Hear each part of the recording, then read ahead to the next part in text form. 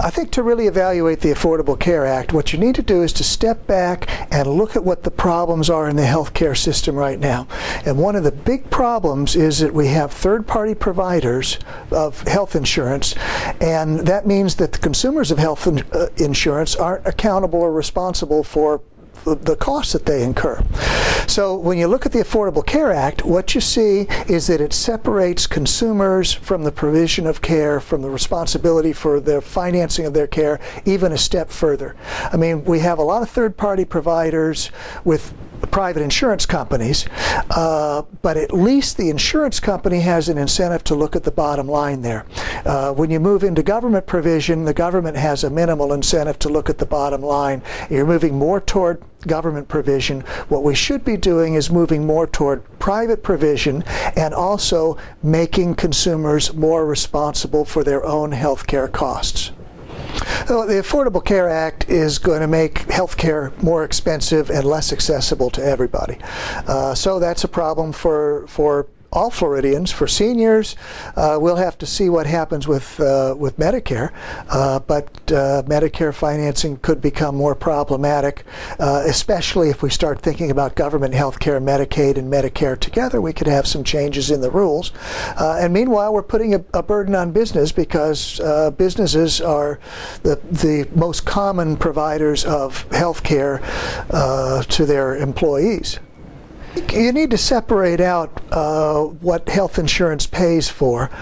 Part of it, there's an insurance function, and that would be for catastrophic events. I mean, if you had a heart attack or were in an automobile accident or something like that.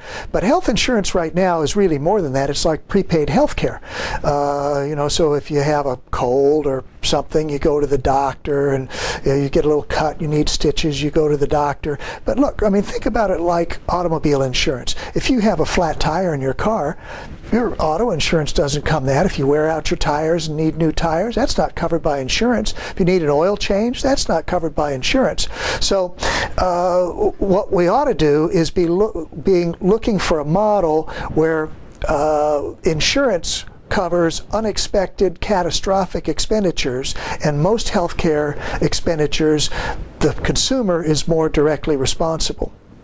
There are a couple of ways that we could move toward a model that gives more responsibility to consumers.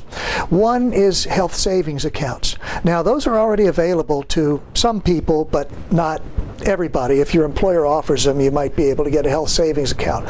What that does is offer catastrophic insurance, plus it puts money into an account that you can draw out if you need medical care. So if you go to the doctor, the money comes out of your account. If you don't go to the doctor, you keep the money. And that health savings account builds up, and the idea behind it is when you get to be 65 and you're eligible for Medicare, if you've accumulated any savings in your health savings account, that's your money. So the advantage of the health savings account is the consumer then becomes directly responsible for healthcare expenditures. Now, another idea is a good idea and actually could be implemented separately was John McCain's idea of removing the tax deductibility of health insurance that's provided by employers, so that becomes a taxable benefit, and giving a tax deduction to individuals who buy health insurance. So that means that no longer are you tied to your employer for health insurance, but rather you can use your employer's health insurance, but also, if you want to, you can go outside and get the same tax benefit. I mean, the reason why everybody who is eligible has employer-provided health insurance today is because of the tax benefit. So John McCain's plan would have undone that. Now, regrettably, I think there's not much of a chance that we're going to see that happen because McCain lost the election, and but regardless, he had some good ideas, and that's one of them. Now, trying to figure out what the act is going to cost is a really tough issue, and the Congressional Budget Office and other government organizations have come up with estimates because that's their job. But right now, we really don't know. So I wouldn't put very much credence in any of those estimates.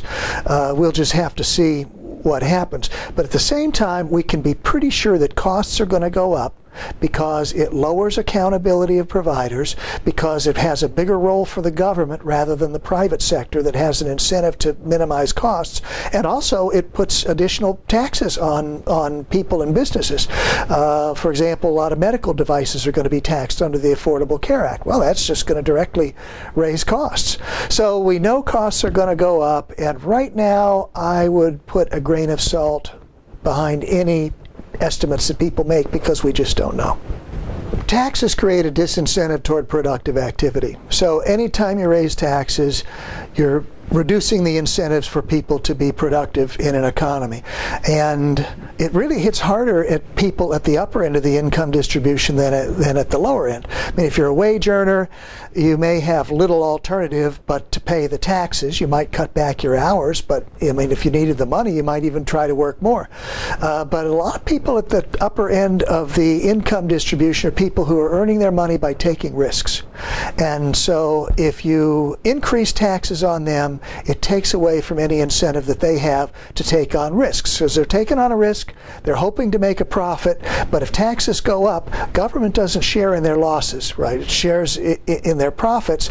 And so what you're doing is reducing the payoff from risk-taking activity. You're reducing the payoff from innovation, and so it's sure to have a negative impact on the economy right away because it's going to reduce some economic activity, and over the longer term because it really ends up being a tax on innovation. Yeah, I think another thing that's worth mentioning, is really a bit outside of economics per se, is the way that the Affordable Care Act impinges on individuals' freedom, right? I mean, if we're supposedly a free country, we ought to have the freedom to make our own health care decisions.